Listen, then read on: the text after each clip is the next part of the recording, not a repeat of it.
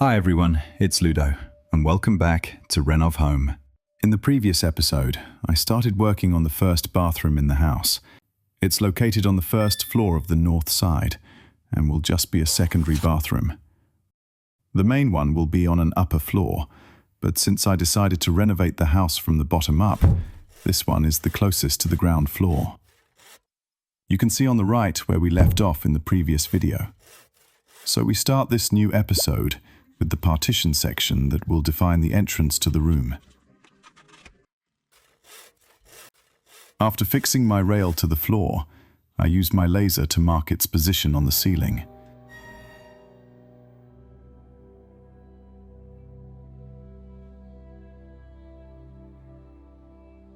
Oh yeah. Once measured, I add a few extra centimeters to bend tabs that will allow me to screw it into the wood.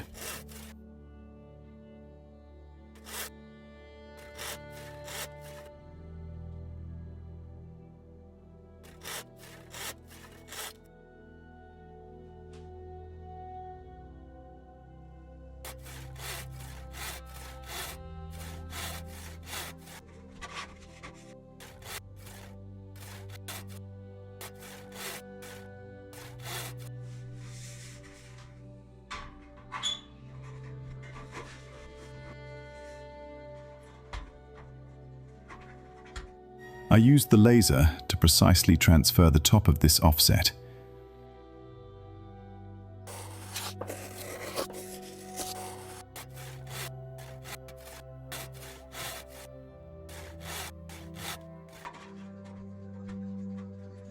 Once everything is adjusted and level, I crimp the whole assembly.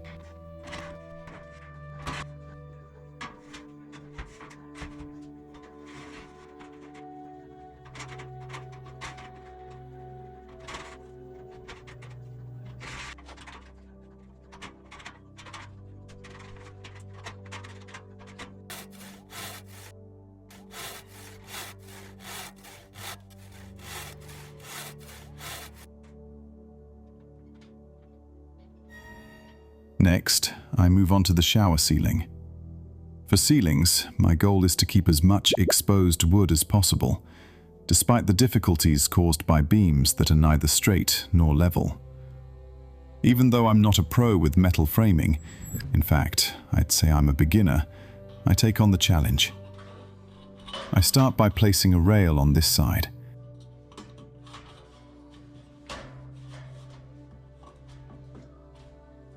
Here, it's not level because the upper rail is fixed to the wooden beams, which themselves aren't level.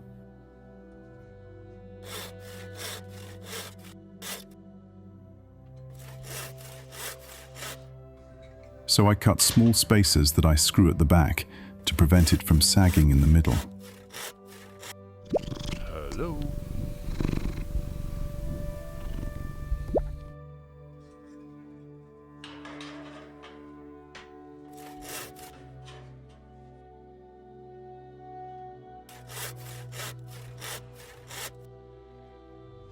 On the other side, it's much simpler. Since the partition structure goes higher, I can just screw my rail directly onto it. Since I'm planning a little feature for this ceiling, I'll only install one furring channel on each side. I've pre-drilled a few holes to screw them directly into the wood from the sides.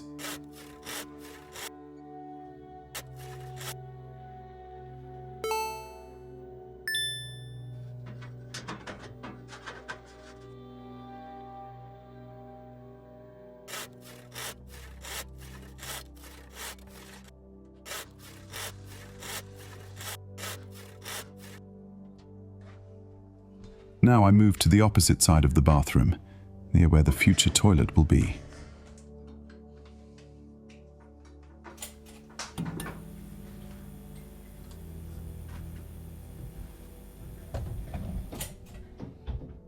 Here is the wooden structure I built to support part of the stair opening, as well as the future staircase that will replace the temporary one I installed in a previous video.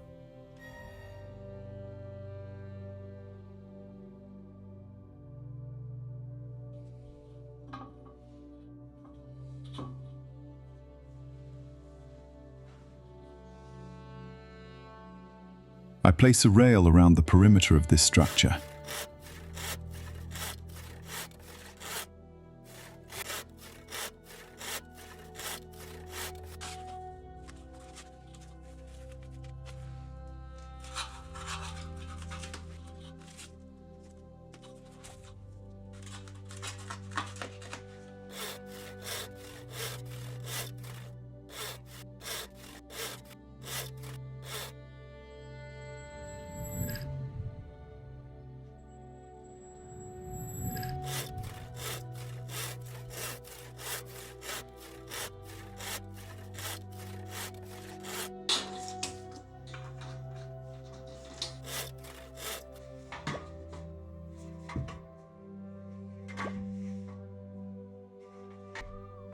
Then I grab some leftover studs and position them to find the best layout.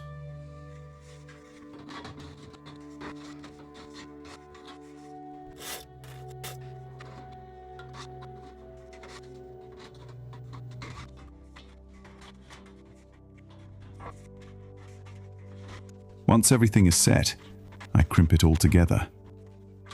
I of course use my laser to quickly check the vertical alignment of the studs, which makes installing the wall boards much easier by only needing a reference point at one end.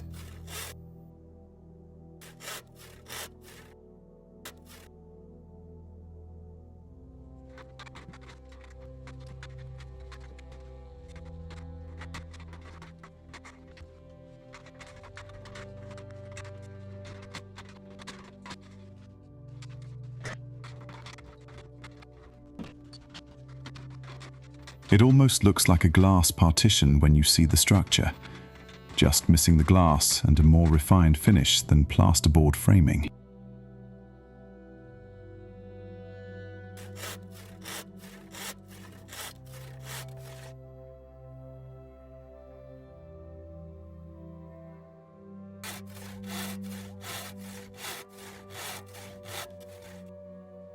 Once that's done, I turn around to face the load-bearing wall of the bathroom.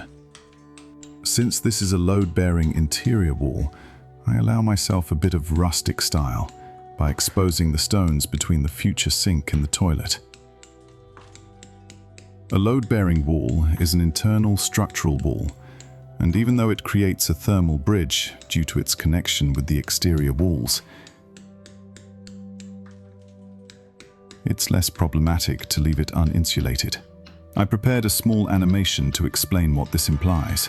As you can see, the exterior walls are exposed to the cold, and since the load-bearing wall is connected to them, it transfers some of that cold. Of course, the further you move away from the exterior walls, the less cold is transferred.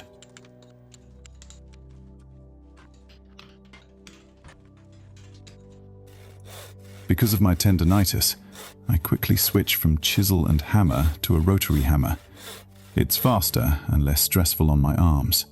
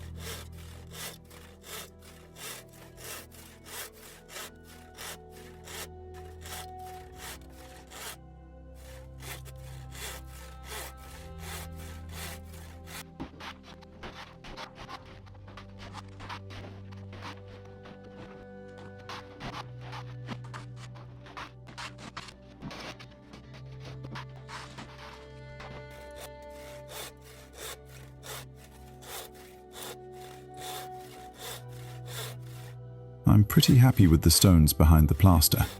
The surfaces are quite nice and match what I was hoping for. You never really know what you'll find behind plaster until you remove it.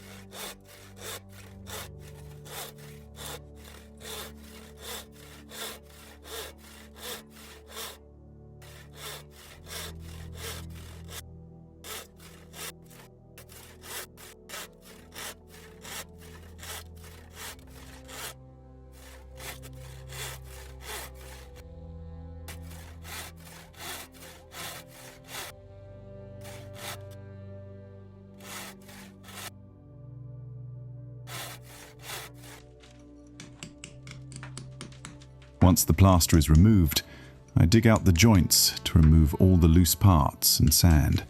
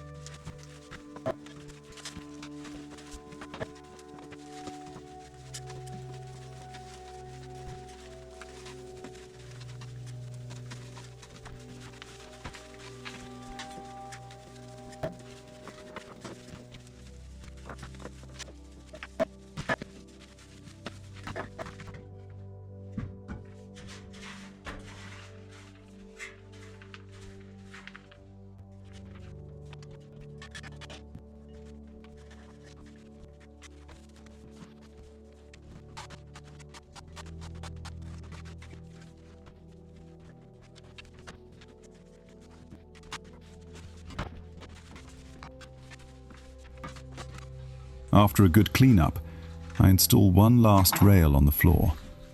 And no, I haven't lost my mind, even though I'm placing one where I just exposed the stones. Actually, I'm creating a technical passage between the sink shower area and the back side of the toilet. And that last rail completes the perimeter of the room.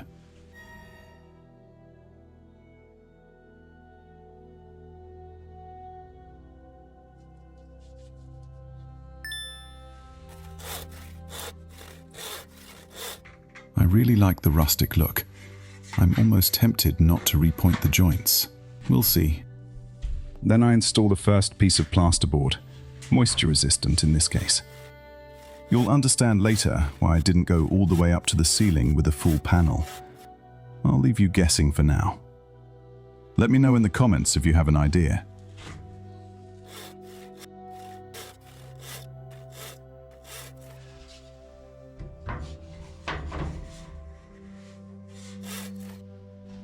Then I start installing insulation in the shower along the exterior wall.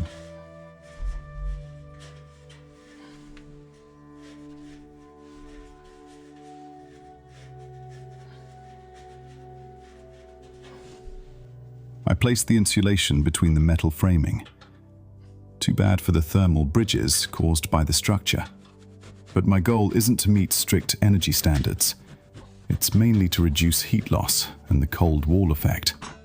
This is also a good moment to address some comments from the previous video, suggesting that insulation should be placed directly against the stone wall rather than leaving an air gap.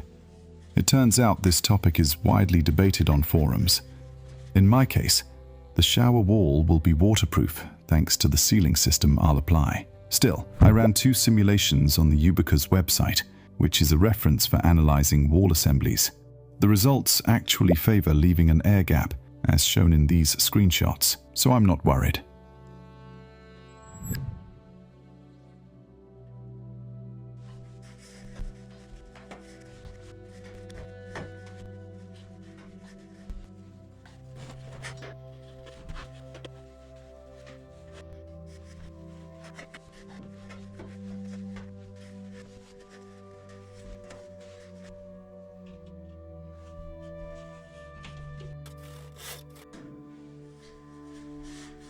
I also add some insulation on the wall return, but not everywhere.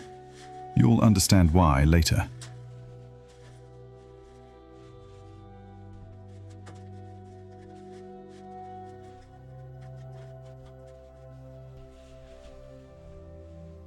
Then I continue with some plasterboard pieces, held by just 1 or 2 screws. The goal is to check that I brought enough materials, but also to unload the trailer quickly and prevent anything from getting wet.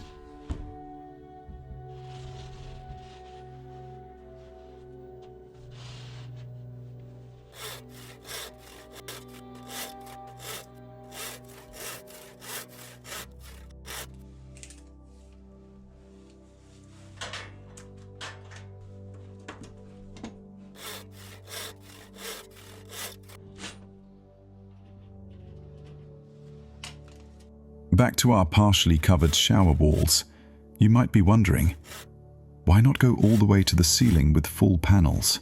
The reason is that I'm creating small spaces from metal profiles. I'll screw a few of them onto the shower studs, so I can take my time thinking about what comes next with this feature. Here's a small 3D preview of what I plan to do in the shower. Don't pay attention to the wall finish, it's not what I'm going for. But I'm planning to create a step halfway up the wall and integrate an LED strip to add a modern touch. As you can probably tell, between the exposed beams, the cleaned stone wall, I'm trying to bring out the rustic character of the house, while also adding a modern touch. The goal is to get the best of both worlds.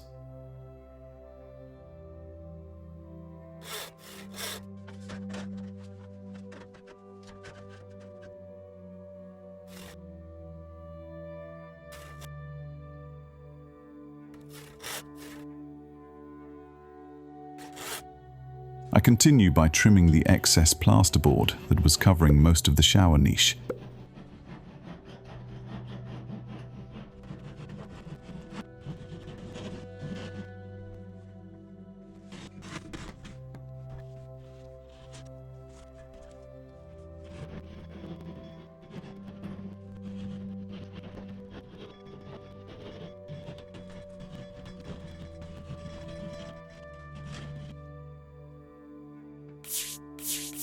And there you go. The bathroom is slowly taking its final shape. Thanks for watching this episode, and I'll see you very soon for the next one. This was Ludo on Renov Home. See you soon.